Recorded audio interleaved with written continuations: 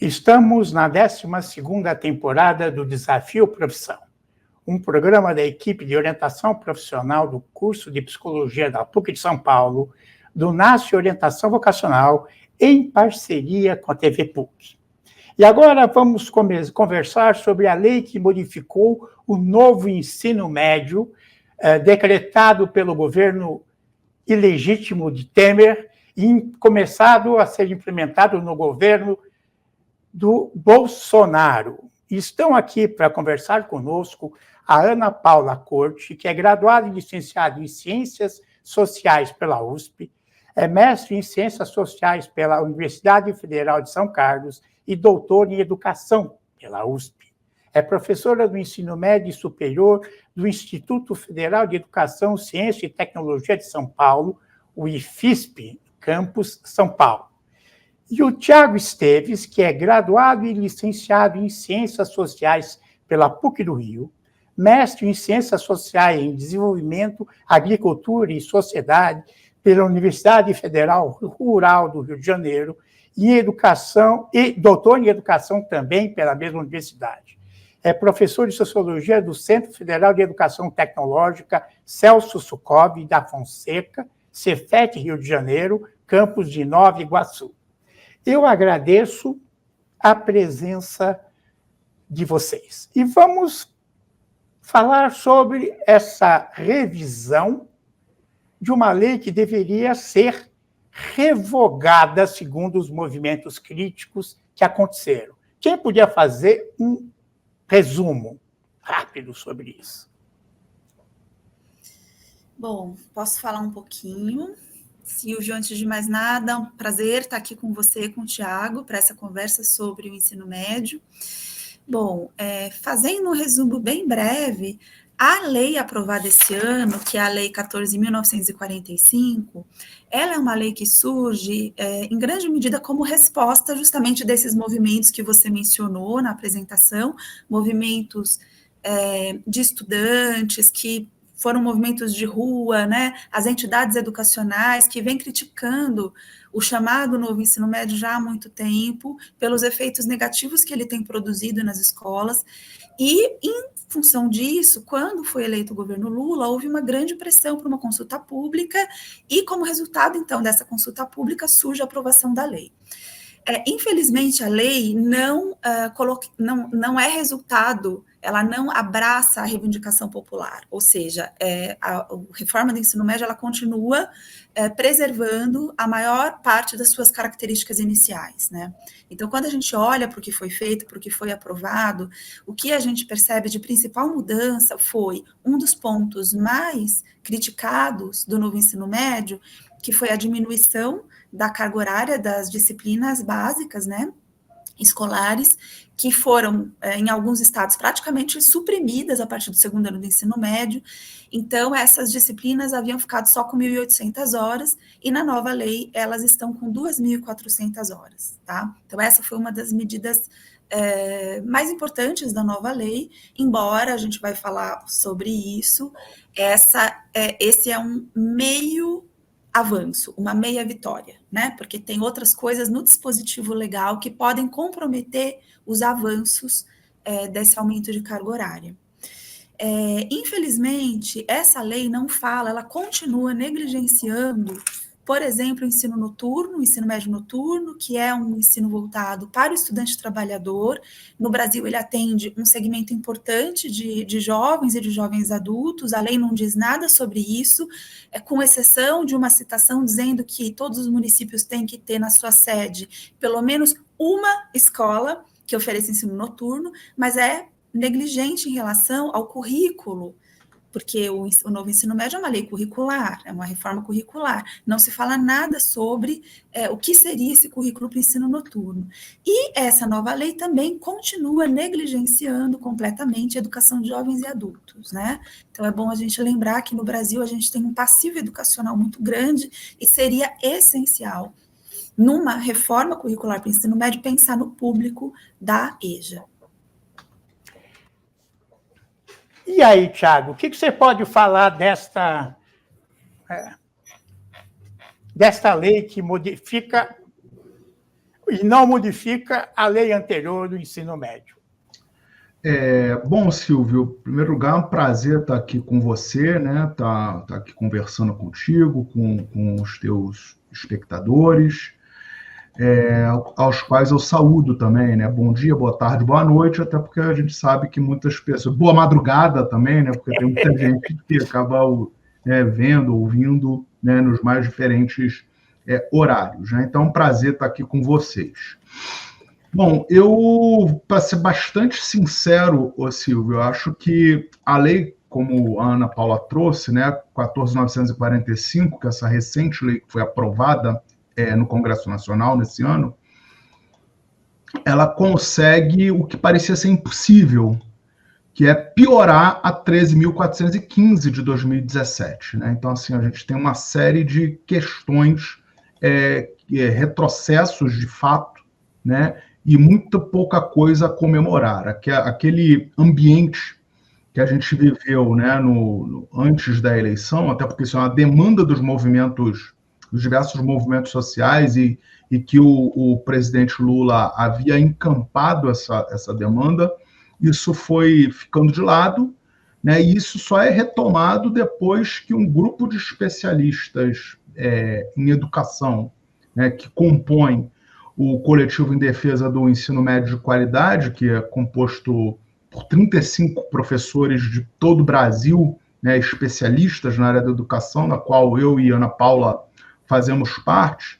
Esse grupo ele consegue protocolar o PL 2601 em maio de 2023. Então, assim, isso é importante, porque o governo ele só começa a se movimentar depois da pressão que foi feita com o protocolo desse PL, né? Então, assim, isso é fundamental a gente pensar nisso, tá?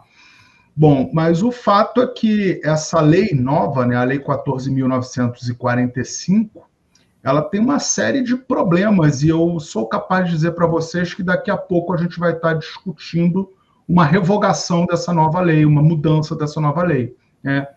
Por exemplo, né, essa lei, ainda que seja uma reforma curricular, como bem traz a Ana Paula, ela não estabeleceu em quais séries, né, as disciplinas elas precisam estar presentes, ela não estabelece a quantidade de horas que cada disciplina tenha, né? Diferente do que muitas pessoas, eu vejo muita gente falando isso, né? Inclusive eu já participei em outros debates onde eu trago essa questão, que a lei não trata da questão ela fala em obrigatoriedade de áreas de conhecimento. Dentro das áreas do conhecimento, ela fala das respectivas disciplinas, mas ela não diz, por exemplo, que sociologia, filosofia, história, geografia tem que estar nos 3 anos. Ela não fala isso. Ou seja, é possível, desculpe, que o que dizia a lei anterior, que as matérias obrigatórias seriam matemática e português, volte a ser algo feito na escola lá. É isso? Exatamente. Era matemática, português, né? Matemática, língua portuguesa e inglês. Inglês, eram obrigatórias, eram as 3 disciplinas obrigatórias na lei de 2017. E agora, ou seja, você fala em obrigatoriedade de áreas do conhecimento, você nomeia as disciplinas dentro dessa área do conhecimento, excluindo a língua espanhola. Isso é bom que seja dito, a língua espanhola foi suprimida do currículo dessa nomenclatura, mas você não diz quais são as disciplinas que vão ser dadas, né? Qual a carga horária mínima.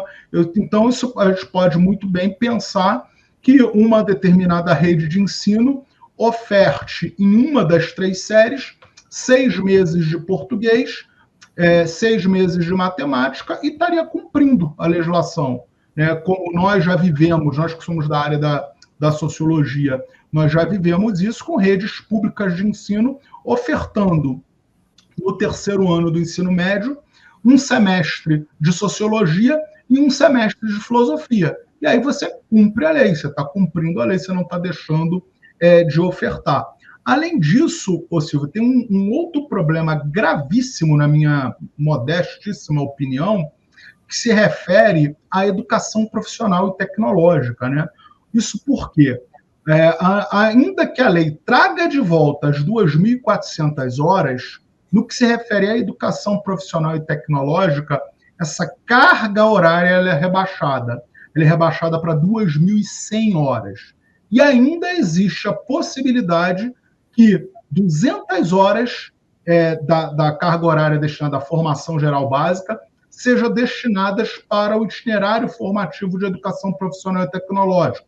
Isso quer dizer o seguinte, que a gente ainda pode ter uma redução maior dessa carga horária, o que vai fazer com que simplesmente os estudantes que cursem a educação profissional e tecnológica, eles não consigam ter uma formação integral, eles não consigam, por exemplo, disputar vagas nas universidades públicas, nas universidades de qualidade que a gente tem no nosso país, o que, na minha modesta opinião, é algo extremamente grave, né? Ou seja, por quê? Porque a gente aumenta, a gente mantém essas desigualdades sociais e as desigualdades educacionais. Ana Paula, complemente. Bom, acho que o Tiago tocou em pontos muito importantes, né? Eu queria adicionar mais um deles, que também nos preocupa muito, que foi inserido nessa nova versão da Lei do Ensino Médio, que é o aproveitamento de parte da carga horária que o aluno precisa cumprir no currículo. Ele pode deixar de ter uma carga horária de aulas se ele, por exemplo, for para o mercado de trabalho. Então, ele pode usar as horas de trabalho remunerado para validar uma parte do currículo de ensino médio. Isso acontece também com o programa Jovem Aprendiz, com outras atividades, né? E nós criticamos muito, Silvio, esse ponto, porque a realidade brasileira é uma realidade de trabalho precoce, de trabalho juvenil em péssimas condições, né? Inclusive de exercício laboral de jovens, numa idade em que esses jovens deveriam estar se dedicando aos estudos, né? A gente sabe que isso tem um impacto direto nas perspectivas ocupacionais futuras desses jovens em situação de maior pobreza e vulnerabilidade. Então, qualquer lei emitida, né, pelo Estado brasileiro, ela não pode piorar as desigualdades sociais já existentes no país. E, nesse sentido, quando a lei possibilita que o estudante possa validar uma parte da sua formação nas horas que ele teve de trabalho remunerado, a legislação e o Estado está estimulando, né, e está ratificando o trabalho juvenil precoce. Então, acho que esse é um ponto também muito grave da nova legislação, e, ao mesmo tempo, mostra a falácia da defesa do ensino médio de tempo integral, né?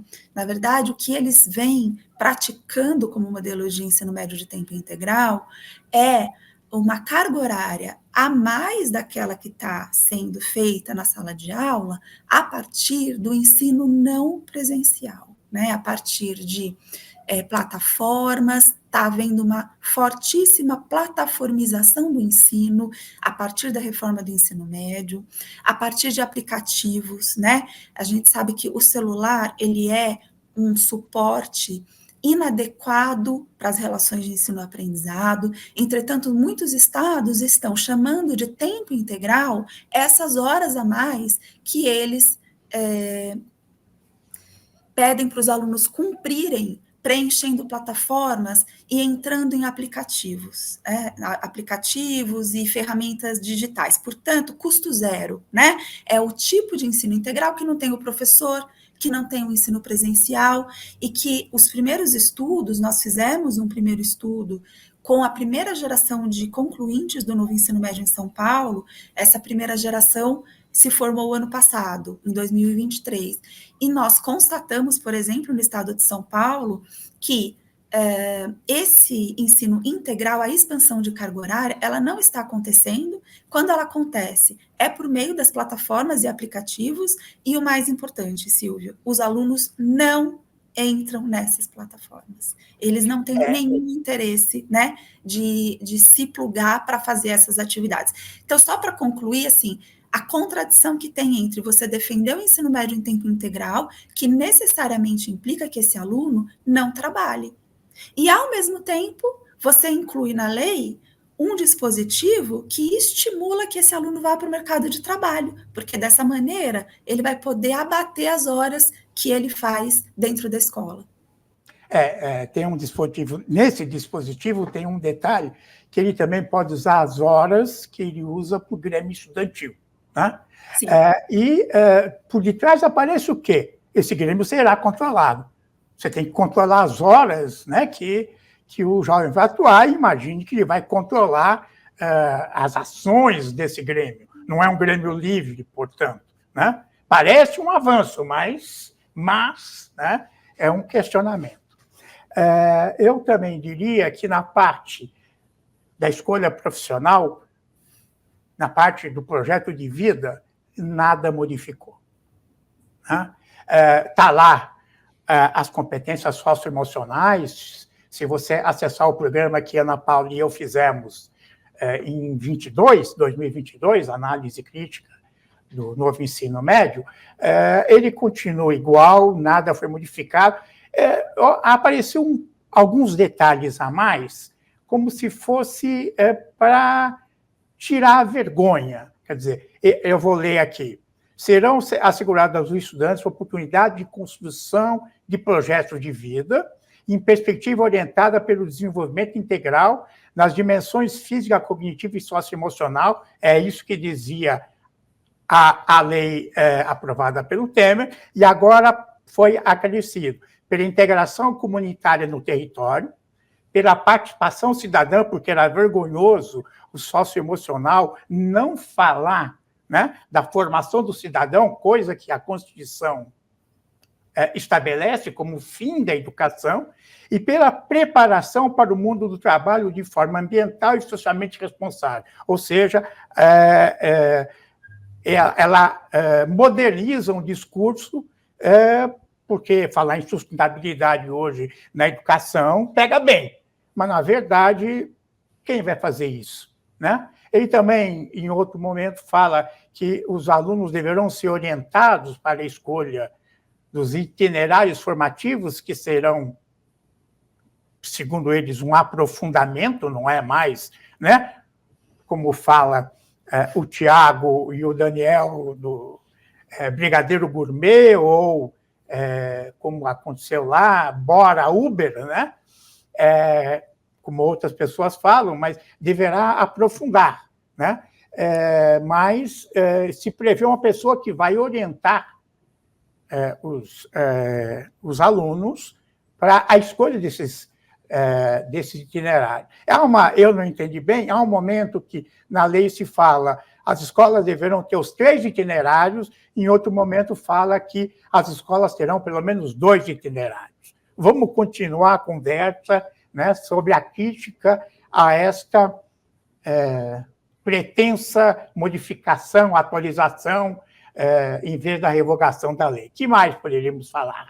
Então, Silvio, eu acho que uma das questões mais graves dessa legislação, né, dessa lei, é que, na verdade, ela abre a porta para uma série de questões que são extremamente problemáticas, né? Ou seja, pela não regulamentação dessas questões. E aí eu chamo a atenção para uma das questões que eu acho que talvez ao lado dessa questão da possibilidade, né, do reconhecimento do trabalho infantil, que a Ana traz, a questão do EAD, né, a questão da educação à distância.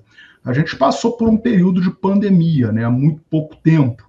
Acho que todos e todas se lembram do que foi ter aulas na época da pandemia, do que foram essas aulas remotas, essas aulas quase que sem mediação de professores. Pois bem, essa Lei 14.945, ela permite que estados e que municípios atribuam, façam, né, tenham aulas remotas, e aí se fala genericamente que essas aulas elas precisam ser apenas em situações emergenciais. Bom, nós sabemos muito bem a criatividade que os nossos governantes têm, né? A criatividade que os nossos parlamentares, governadores, prefeitos têm. O que faz com que isso é, para não gastar dinheiro em educação, é isso que você está falando, né? Exatamente, exatamente. Então, assim, qualquer coisa você pode alegar que é uma situação emergencial, ou seja, eu não quero fazer concurso público para contratar professor, então eu alego uma situação emergencial que é a falta de professores na rede pública. E aí, como eu tenho falta de professores na rede pública, é uma emergência, e eu coloco lá aula à distância, coloco EAD, boto lá um professor dando aula para 10 mil estudantes ao mesmo tempo, sem que, na verdade, não seja aula, não tenha uma metodologia toda por trás, não tenha uma mediação, não tenha nada. Então, essa questão do EAD, a gente tem aí uma porta, né, como se diz, gigantesca aberta para esse desvirtuamento, e a gente tem, obviamente, né, uma série de institutos, uma série de associações que já estão fazendo assessoria de secretarias estaduais e de secretarias municipais com vistas a implementar, como a Ana trouxe, né, falou da questão dos aplicativos, ou seja, o aplicativo já está instalado no telefone, já está lá. Basta simplesmente você colocar ali mais uma janelinha com a aula EAD para que o estudante possa utilizar. Então, isso é de uma gravidade gigantesca, né? Ou seja, os próximos meses, anos vão mostrar se a gente está certo ou se a gente não está errado em relação a essa crítica. Fora a privatização, porque você tem, como você falou, institutos privados ou fundações, né, entre aspas, privadas, que já fornecem essas plataformas e os estados e municípios podem simplesmente comprar, né, essas plataformas e com isso você acaba privatizando também o ensino, não é? Sim. O que mais podemos falar, Ana Paula? Silvio, eu queria, se você me permite, eu queria explicar um pontinho que eu acho que ele está gerando bastante confusão, né? Então, eu queria falar um pouquinho sobre esse ponto que a lei traz de 2.400 horas para a formação geral básica.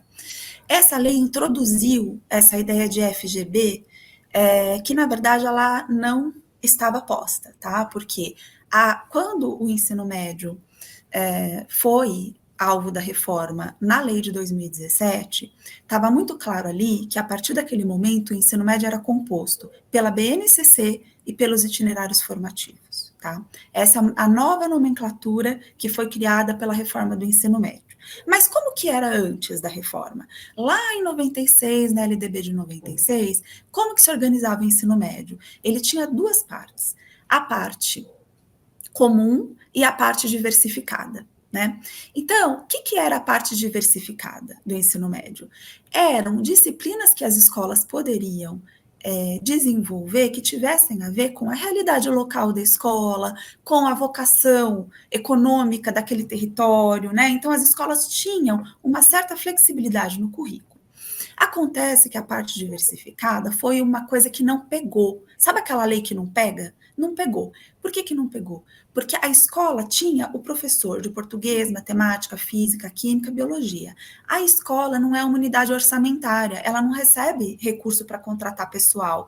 Então, se a escola quisesse, por exemplo, fazer uma disciplina sobre economia solidária, ela não tinha professor para dar essa disciplina na parte diversificada. Então, na prática, isso aí acabou não funcionando. Isso foi na LDB de 1996. Pois bem, quando a gente chega na reforma do ensino médio em 2017, essa nomenclatura muda. Como a parte diversificada não deu certo, eles aprofundaram a ideia da parte diversificada e estabeleceram de uma maneira mais detalhada o que seria a parte diversificada. E ela passa a se chamar itinerários formativos, que é a parte do currículo que é variável, né? Que não é que nem todos os estudantes vão estudar a mesma coisa. Então, você passa a ter, na reforma de 2017, a BNCC como a parte comum e o itinerário formativo como a parte diversificada. Pois bem, quando chega esse ano, e a gente tem todas as críticas à lei, da reforma do ensino médio. A nova legislação aprovada esse ano, ela vai confundir essas nomenclaturas. O que ela vai dizer? Ela não vai dizer que as 2.400 horas, que é o aumento da carga horária para as disciplinas, pertence à Base Nacional Comum Curricular. Ela vai chamar isso de formação geral básica. E por quê? Porque na lei nova, a formação geral básica, ela é composta pela parte comum e pela parte diversificada do currículo. Traduzindo tudo isso, o que significa aumentar a formação geral básica? Significa aumentar tanto a parte comum como a parte diversificada. O que significa que, do ponto de vista legal, essa carga horária, uma parte dela pode ir para os itinerários, que é a parte diversificada. Portanto, como essa lei será interpretada pelos governadores? Como ela será interpretada, pelos governos estaduais? Não sabemos. O que nós sabemos é aquilo que está acontecendo nos estados. Vou dar o exemplo de São Paulo. Como São Paulo está interpretando essa lei? São Paulo criou, esse ano, o chamado Itinerário Formativo Global, que é uma inovação. Ninguém não está na lei, nem na lei de 2017, não está na lei de 2024, não existe na lei. Criando o Itinerário Formativo Global, que é um itinerário que todos os estudantes frequentam, então ele não é a parte diversificada do currículo, porque todo mundo faz essas disciplinas. O que ele fez? Ele desviou uma parte da carga horária e criou disciplinas como educação financeira, empreendedorismo, tá certo? Então, São Paulo fez algo que a gente intui que pode ser feito por outros estados, que é usar essa carga horária que foi aumentada para criar novas disciplinas e não para recompor a carga horária das disciplinas poderosas, que a gente chama, que são biologia, física, língua portuguesa, sociologia, filosofia, química.